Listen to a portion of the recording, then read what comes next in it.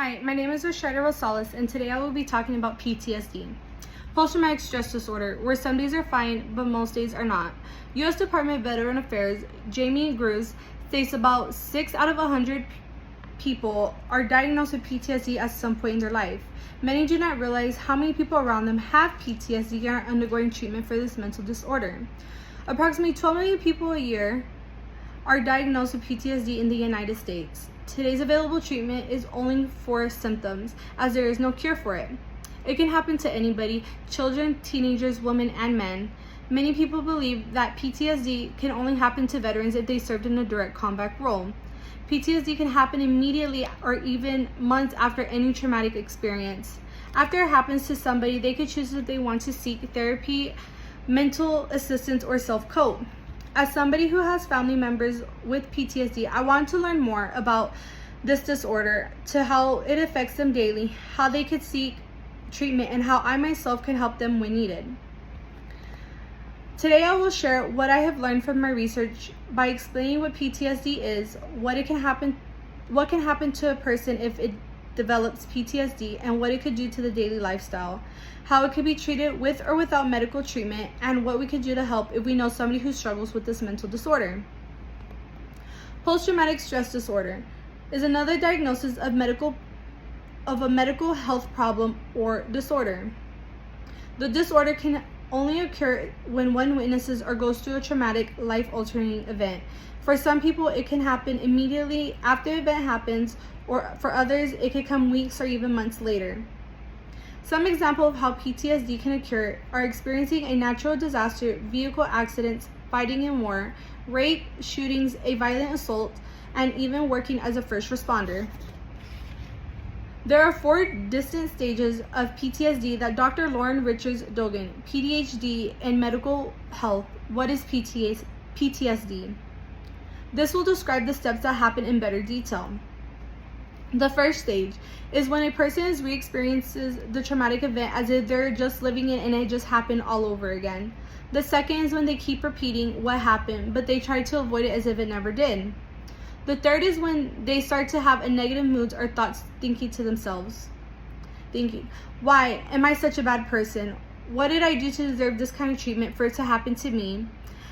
That others can no longer be trusted, detaching from their loved ones, and many other thoughts. The fourth and final is called the hyperarousal symptom.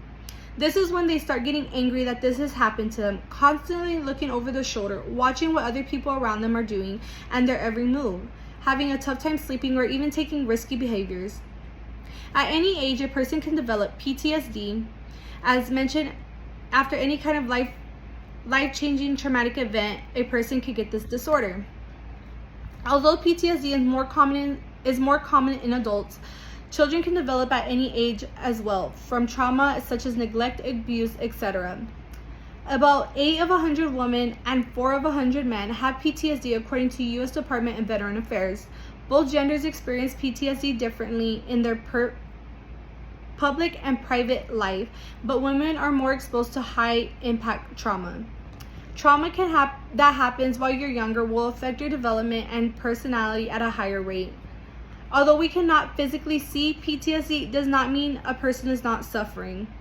The National Institute of Mental Health explains many different examples of PTSD that affect the daily lifestyle of a person when an episode of PTSD is triggered. Triggers can happen with smells, sounds, and sights. Everyone can react differently when a trigger happens. At times, it could be more public, where people can be confused on why they are acting hysterical. And in the Mind for Better Mental Health article, it explains the release of hormones called cortisol and adrenaline. When we get emotionally stressed, somebody with PTSD will continue to release those 2 hormones even when not in danger, which is the reason it causes that person to be on the edge. Not only will it affect someone mentally, but also physically. The evidence is that there is no cure for PTSD, but there are other scenarios that can be an impact. Matthew Toole, PhD in how PTSD is treated, explains that though there is no cure for it, there are many different treatments that can be effective. PTSD is linked to be a diagnosis of depressive disorder. There are many other symptoms that need to be watched for as well. There are a few diverse types of ways people can help with their PTSD. These treatments will help decrease and exclude the symptoms of it. Starting off with non-medicated treatments, such as knowing their own triggers, support groups, and therapy. Starting off with a few of those non-medicated and medications. Trying to know your own triggers. These can help a person by letting them know that they need to ask for help or trying to take themselves away from the situation they feel is coming. PTSD survivor can have a tough time opening to support groups or therapy, but having someone they can relate to or having someone to listen to them can help them know that they are not alone.